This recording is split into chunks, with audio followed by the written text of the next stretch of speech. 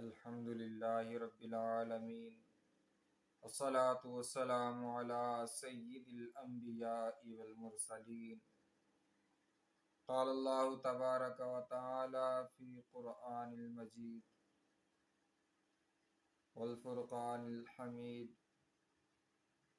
فانکحوا ما طاب لکم من النساء مثنی وثلاث ورباع صدق اللہ مولانا العظیم وصدق رسولہ النبی الکریم الامین۔ محترم سامعین، آپ دیکھ رہے ہیں لرن قرآن ود حافظ محمد نعمان، اور میں آپ کے سامنے محمد نعمان۔ آج کا موضوع نکاح۔ نکاح کہتے ہیں عقد کو، اور شرعی لحاظ سے ایسا عقد جو زوجین کے متعلق، زوجین کے باہم ہوتا ہے، زوجین کے درمیان عقد ہوتا ہے۔ اس میں دو گواہوں کا ہونا شرط ہے، اور ایجاب و قبول اس کا رکن ہے۔ ایجاب و قبول کا مطلب ایک طرف سے پیشکش کی جاتی ہے، کہ عورت کی طرف سے پیشکش کی جاتی ہے کہ میں تجھ سے نکاح کرنا چاہتی ہوں، اور مرد کہتا ہے میں نے قبول کیا۔ اس پروسیس اور اس مکمل جو کام جو ہے وہ سر انجام پاتا ہے، اس کو مشاہدہ کرنے والے اور سننے والے کم از کم دو گواہ ہوں، تو اس کے ارکان کے ساتھ ساتھ شرائط کے پائے جانے کی وجہ سے نکاح منعقد ہو جائے گا۔ اب نکاح اتنا سادہ ہے، نکاح میں حق مہر کے حوالے سے دیکھنے میں مشکلات دیکھنے میں آتی ہیں، کہ لوگ کہتے ہیں کہ یہ شخص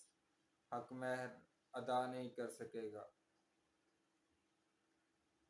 تو نبی پاک صلی اللہ علیہ وسلم نے تو حق مہر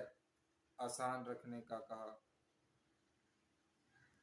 کہ حق مہر میں آسانی برتو، حق مہر ادا کرتے ہوئے تنگ دلی کا مظاہرہ نہ کیا جائے، اور نہ ہی عورت کو مجبور کیا جائے کہ وہ حق مہر کو معاف کر دے، اور حق مہر ایک قرض ہے جو مرد کے ذمہ عورت کے لیے واجب ہے۔ اگر وہ زندگی میں ادا کر دیتا ہے تو ٹھیک، ورنہ اس کی وراثت سے بطور قرض حق مہر کو نکالا جائے گا۔ نکاح کے حوالے سے ہمارے سامنے جو مثالیں موجود ہیں، ہمارا معاشرہ نکاح کو مشکل سے مشکل تر کرتا جا رہا ہے، کہ لڑکا اچھا کھاتا ہو اور کماتا ہو، تاکہ لڑکی والے اس سکھ اور چین کے ساتھ اور اس سوچ کے ساتھ نکاح کر سکیں کہ جب وہ خود اچھا کھاتا اور کماتا ہے تو ہماری لڑکی کو بھی اچھا کھانا اور پینا اور رہنا سہنا دینا شروع کرے گا وہ، حالانکہ نکاح کا مقصد صرف کھانا اور پینا نہیں، نکاح کا مقصد بہترین معاشرے کی بنیاد فراہم کرنا ہے، ایک با اخلاق معاشرے کی بنیاد فراہم کرنا ہے، ایک تربیت یافتہ معاشرے کو پروان چڑھانے میں مدد کرنا ہے۔ اس میں لڑکے کا کھاتا پیتا ہونا نہیں بلکہ لڑکے کا با کردار ہونا ضروری ہے، اور اسی طرح لڑکی کا بھی پاک دامن ہونا اور لڑکے کا بھی اپنی عفت کو محفوظ رکھنے والا ہونا ضروری ہوتا ہے، تاکہ نیا آنے والا معاشرہ با حیا اور با کردار بن سکے، کیونکہ ایک عورت اور ایک مرد ایک معاشرے کی بنیاد فراہم کرتے ہیں۔ اس میں جو نبی پاک صلی اللہ علیہ وسلم کے دور میں ہمارے لیے رہنما اصول متعین کرنے والا نکاح ہے، وہ جناب سیدتنا فاطمہ الزہرا رضی اللہ تعالی عنہا اور جناب علی المرتضی کرم اللہ وجہہ الکریم کا نکاح بابرکت ہے کہ آپ کا نکاح کس قدر سادگی سے ہوا کہ جب حضرت علی رضی اللہ تعالی عنہ نے نکاح کا پیغام بھیجا اور نکاح کی درخواست کا اظہار کیا تو نبی پاک صلی اللہ علیہ وسلم نے اس درخواست کو قبول فرمایا اور پوچھا کہ تمہارے پاس نکاح کے اخراجات اٹھانے کے لیے کیا ہے؟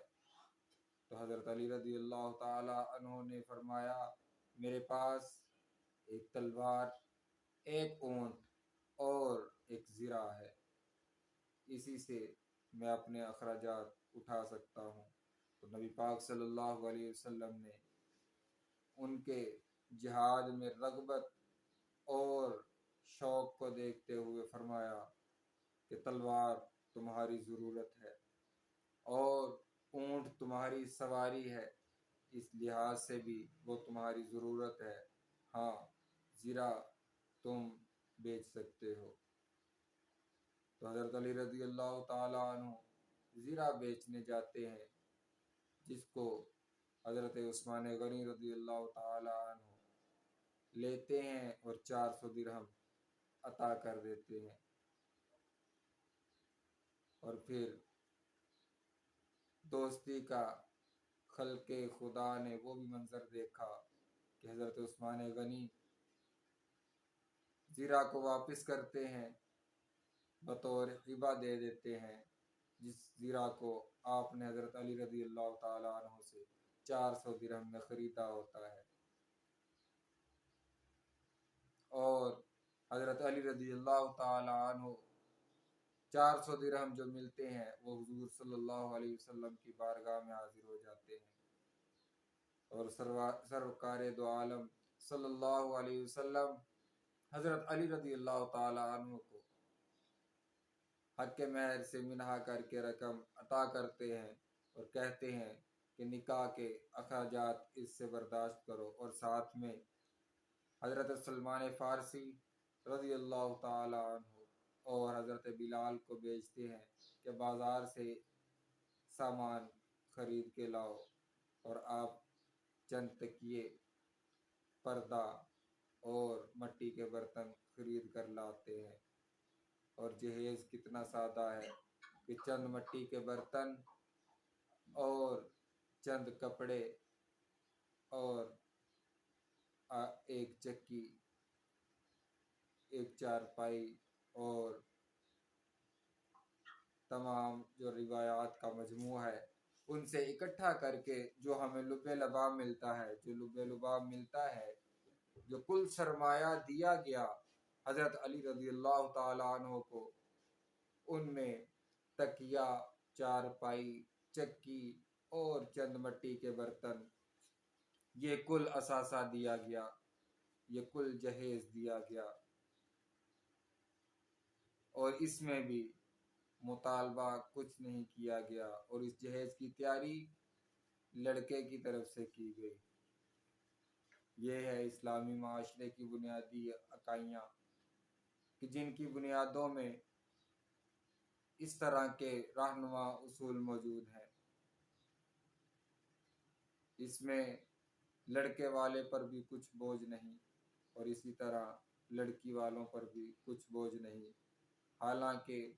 ہمارے معاشرے میں نظر دوڑائی جائے تو ہمارے معاشرے میں نکاح کو مشکل سے مشکل تر بنایا جا رہا ہے۔ آئیے ہم اس نکاح کے مقدس اور بابرکت عمل کو آسان بنائیں اور اپنے معاشرے سے بے حیائی، بد کرداری اور بد اخلاقی کو ختم کر دیں اور جڑ سے مٹا دیں۔ امید کرتا ہوں کہ آپ میری ان باتوں پر غور کریں گے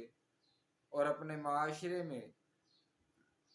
بڑھتی ہوئی اور پروان چڑھتی ہوئی بے حیائی کے خاتمے میں اپنا کردار ادا کریں گے اور اپنی اولاد،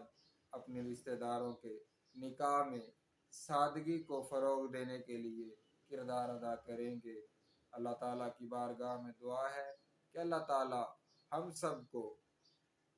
نکاح جیسی بابرکت ایونٹ کو آسان اور پرفتن دور میں بھی بااخلاق اور باکردار افراد پر مشتمل بنائے۔ آمین بجاہ النبی الکریم الامین۔